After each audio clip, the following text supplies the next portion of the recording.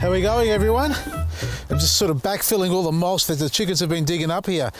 That's a good thing with chickens. If you've got codling moth effects and problems in your garden through springtime and summer with apple trees, that is, the chickens will get right into there and clean it all out for you. So they do hibernate in the soil at the base of the apple trees, and they work their way back up. So the adults, obviously, they fly around, lay their eggs and do all their damage. But what I've been doing now is just wandering around doing a little bit of a last minute touch up. As you can see here, I've got some little uprights here that need to be cut back as well. You should be doing the same with your trees. Now, a couple of things that can happen with your fruit trees as we start to get into the warmer days of the year, closer up to spring, we start to see problems occur. So as the tree comes to life, so do all the wonderful insects that exist. Come over here to this plum tree. This is one that gets affected pretty heavily with aphids. Now, you can see it's dormant now. You can say it's really early, but before you realise, as soon as you blink, it'll be springtime. And if you don't pay close attention to your tree, you may find all aphids growing up and down on these stems, which will basically dehydrate the plant, cause it to have a lot of problems. Now, if that occurs, you need to spray it. But before you spray it, obviously this time of the year, you've got to prune it as well. I'm going to take all these off. My secateurs or anvil loppers, my little metho and water combination, beautiful. Always label it so you don't mix it up. A couple of sprays on it like that just to sterilise it. And before you realise, it'll be ready for pruning, just like that. Clean all these off, take all that back.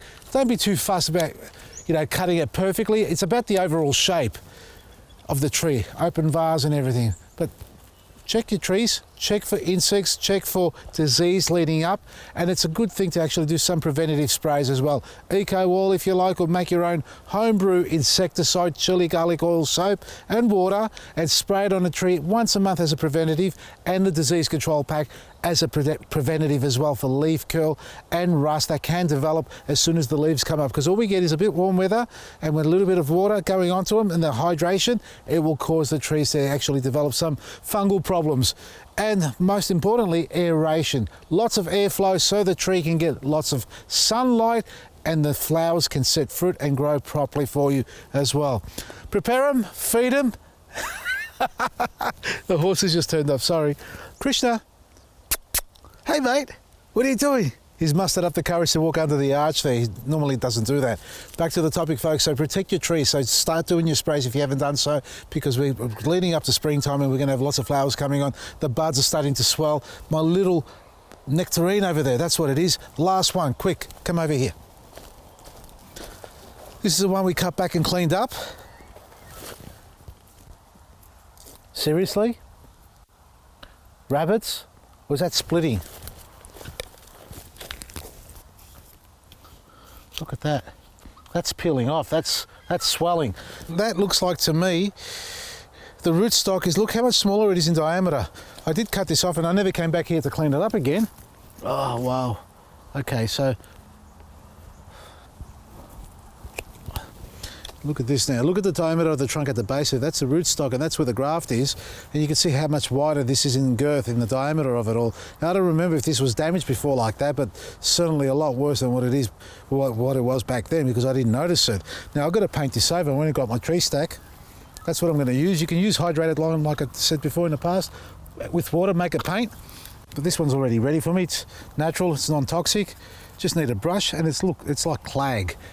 Just got to apply it on. You need to seal it off. You don't want water getting inside there. So dab it on like that. Seal it completely. One coat should be sufficient. Got to get around to the other side. Like that there. So one coat should be enough to cover it over with the tree stake. If you're using hydrated lime, maybe a couple of coats. It'll need, let it dry properly, the first coat, before you apply the second.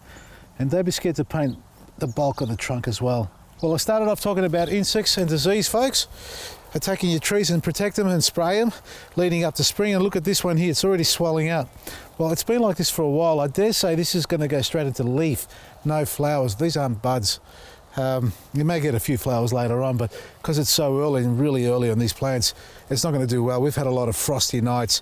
And protect some of your plants, because some plants that are, frost intolerant will really struggle. I've got some capsicums that have gone backwards a little bit because I haven't covered them over, so I've got to cover them over. And if you've got some too, get a cloche or a grow tunnel to cover them to protect the frost off them. It's not only the frost, it's the plant itself that freezes up inside, so you need to create a bit of an ambient temperature more than what it is. If it gets to 0 or 1 degrees at night, there's a high chance that the plant's going to freeze over inside, so that's the moisture inside the plant. And when that does freeze, water swells out and that causes the cell wall to collapse. So creating a little mini hothouse over them protects them not from the frost landing on them, but keeps the temperature up high enough so it doesn't freeze over. So protect your plants, spray your trees, look for damages like that, and certainly cut off all the root suckers that are coming up from the base so you don't have problems later on when the tree starts to grow. And if you want some more great information and products online, vasilisgarden.com, plenty of specials for you to enjoy. From me, Vasili, Maresi.